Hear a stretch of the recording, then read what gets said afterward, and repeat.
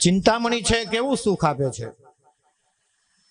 લૌકિક સુખ આપે. ચિંતામણીથી ધન પ્રાપ્ત થાય, એનાથી વૈભવ પ્રાપ્ત થાય, એનાથી સુખ સાહેબી બધું જ પ્રાપ્ત થાય.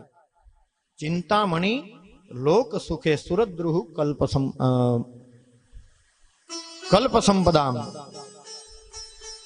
કે કલ્પ વૃક્ષની જેમ એની નીચે બેસીને ચિંતામણીથી બધું જ મેળવી શકીએ. પણ સાચું સુખ જો પ્રાપ્ત કરવું હોય તો એ ક્યાં છે? કદાચ આ ચિંતામણી છે સ્વર્ગનું સુખ પણ આપી શકે, પણ પ્રયચ્છતે ગુરુ પ્રીતો વૈકુંઠમ યોગી દુર્લભમ. આપના જેવા સદગુરુની કૃપા હોય અને એની પ્રીતિને એનો પ્રેમ જ્યારે પ્રાપ્ત થાય, વૈકુંઠમાં પણ જે દુર્લભ છે અને યોગીઓને પણ જે દુર્લભ છે, ત્યારે એવા ભાગવત શાસ્ત્રની પ્રાપ્તિ થાય છે. ક્યારે? તો કે પ્રેચ્છતે ગુરુ પ્રીતો.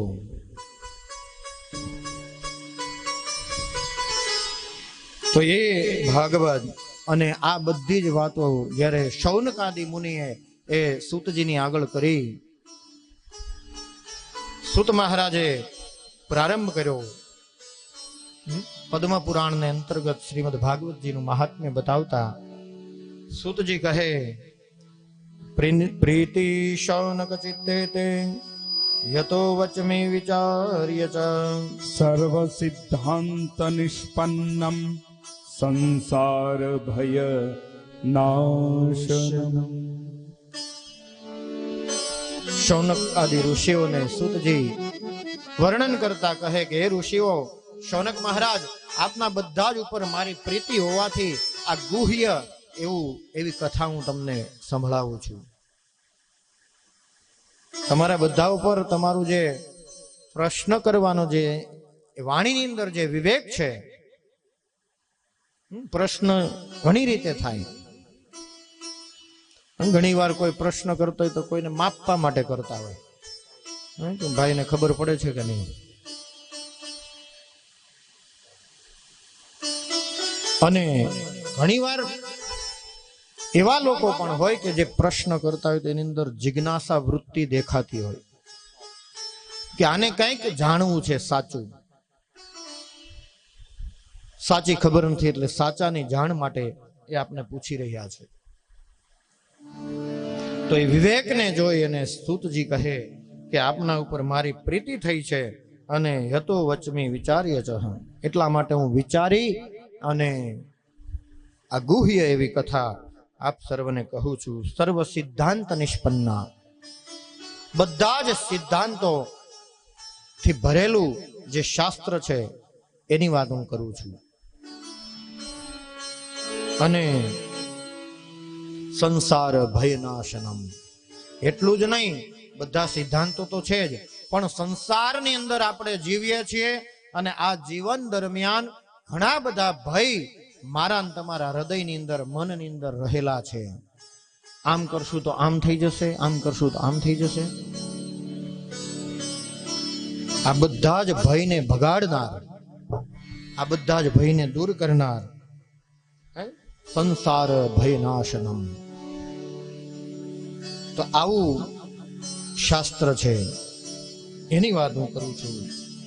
ભાગવતજી કેવા છે? સર્વ સિદ્ધાંત નિષ્પન્ના સંસાર ભયનાશનમ, સંસારના બધા જ ભય દૂર થઈ જાય.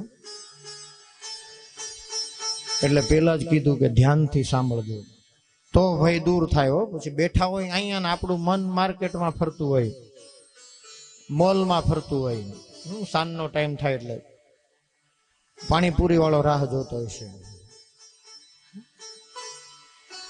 આ જ સમય હોય લગભગ. આ બધો વિચાર અહીં બેઠા બેઠા આવે તો ફિઝિકલી આપણે અહીંયા હોઈએ પણ મેન્ટલી આપણે અહીંયા નથી. એટલે ભગવાન આપણી હાજરી લખતા નથી. કેમ? તો કે આનું શરીર જ બેઠું છે, એ ક્યાં છે? કથા પૂરી થાય ને આમ જોવે તો કથા તો પૂરી થઈ ગઈ, ત્યારે ખબર પડે. બધા ઊભા થાય ને આરતીના નગારા વાગે ને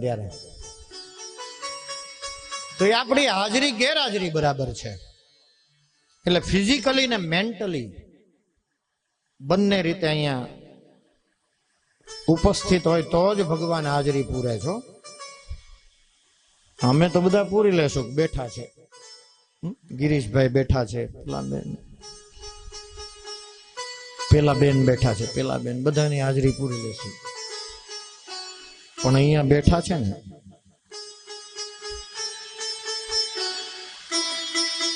એ બધું જાણે. હો, મન કી જાણે, તન કી જાણે, જાણે ચિત્ત કી ચોરી.